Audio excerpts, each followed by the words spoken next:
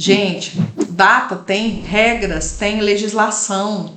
Então, quando você vai no supermercado, né, qualquer produto que tenha aí data de validade e lote, né, que tem aquela, hoje, muito mais usual a impressão, mas em 2006 que aconteceu isso, né, 2006, 2007, o hot stamp, né, que era a impressão mecânica, ela era muito mais usual, né, as empresas tinham muito mais isso do que a impressão de jato.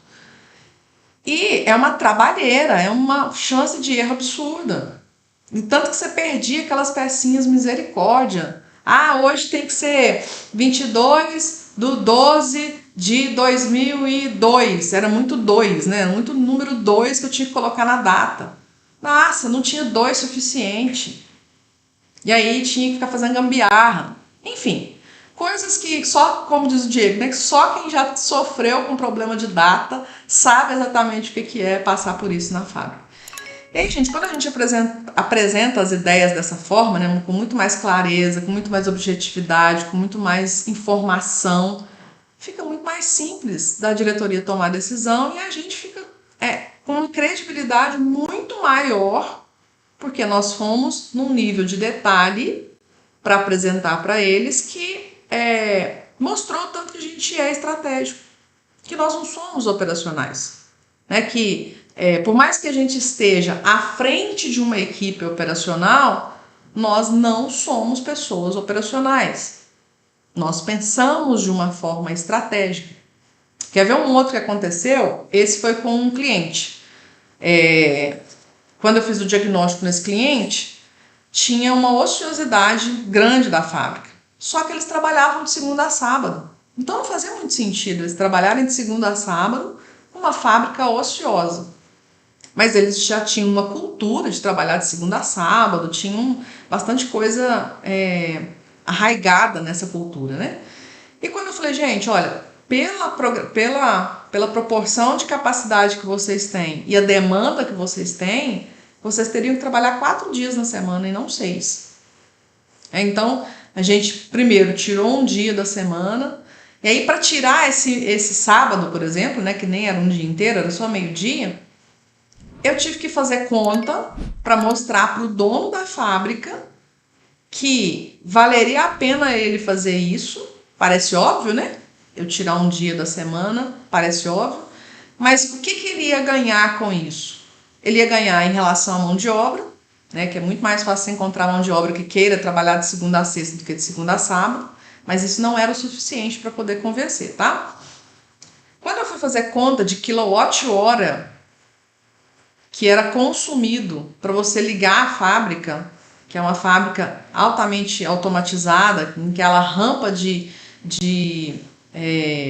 startup, né, que é um consumo alto de energia, fazia muito sentido eu não ligar a fábrica 2 dias. Então nós somos para fazer conta. Olha, cada dia que você deixa de startar essa fábrica, que lá não era 24 horas, você tem uma economia de X kWh mês na sua conta.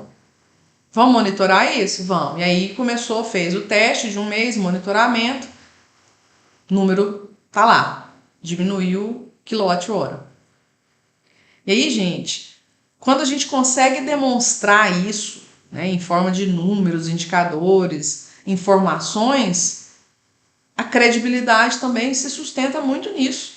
Porque poderia muito bem eu ter falado que vamos tirar o sábado para poder a gente ter melhores condições de produtividade, melhorar o indicador de eficiência, produtividade, só isso. E eu não mostrar para eles que isso também ia economizar dinheiro no bolso. Traduzir isso de uma forma que, olha, cada vez que você tem que trabalhar ou em hora extra, ou trabalhar no sábado, ou trabalhar numa jornada estendida, sei lá, pegando aí um horário de ponta em relação à energia, isso vai ficando muito mais caro. E aí os diretores foram entendendo a lógica do que eu estava propondo, de aproveitar melhor a capacidade da fábrica sem ter que ligar a fábrica todo dia. Então até outro dia mesmo a demanda tinha aumentado, eles estão com mais de 50% do dia que a gente começou a fazer isso, uns 4 anos isso já, tá? Esse ano de 2024 é que eles pegaram mais um dia, ou seja, agora eles estão de segunda a sexta. Porque de fato agora faz sentido, porque eles subiram aí de, se não me engano, era 3 mil toneladas mês, eles já estão batendo 5. Então agora faz sentido ter de segunda a sexta.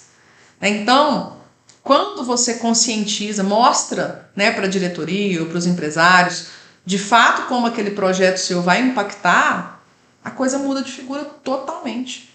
Totalmente. Alguns direcionamentos do dia a dia, uma mudança numa programação, que você viu lá que a programação poderia ser mudada para evitar algum problema, e de fato você evita aquele problema, você já começa a construir a credibilidade. Então você não tem que esperar um projeto grande acontecer, como esse do datador que eu falei, como esse da fábrica que eu falei, não. Você vai construindo a credibilidade, são nas ações do dia a dia. Então, por exemplo, essa da programação ela é excelente. Você está vendo que a programação, do jeito que ela está, ela vai incorrer em algum problema. Seja de atraso de entrega no cliente, seja de um setup indevido. Você está vendo que aquilo ali vai acontecer. Então, ao invés de você deixar a bomba estourar, e você vai antecipadamente buscar resolver o problema e falar assim, olha, se continuar desse jeito ou se for feito dessa forma aqui, vai dar esse e esse problema. Então, você vai...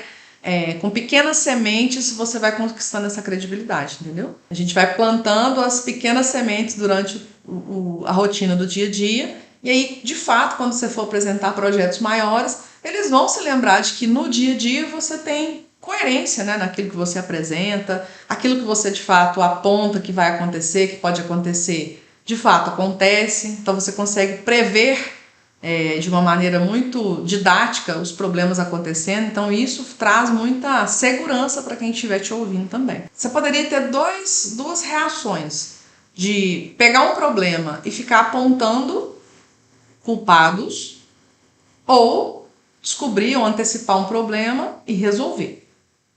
Porque aquela pessoa também que fica só como fiscal, apontando o dedo, aconteceu tal coisa em tal lugar, é assim, só repórter, né? Só falar o que aconteceu não vai adiantar.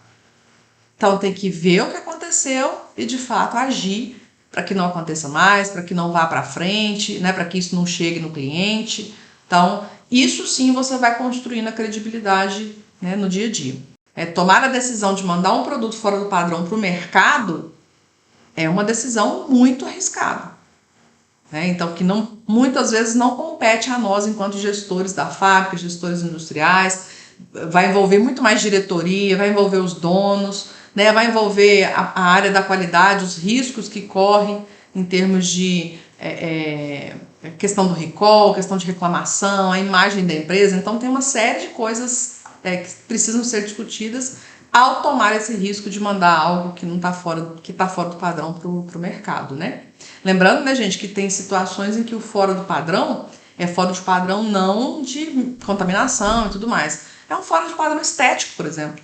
Biscoito acontece muito isso, né, de um padrão estético não estar 100% adequado e a empresa decide liberar isso de uma maneira monitorada e tudo mais. Isso acontece, né? Não só, estou falando de biscoito, mas acontece em vários ramos, quando você assume alguns riscos de uma condição física do seu produto que não vai impactar o cliente.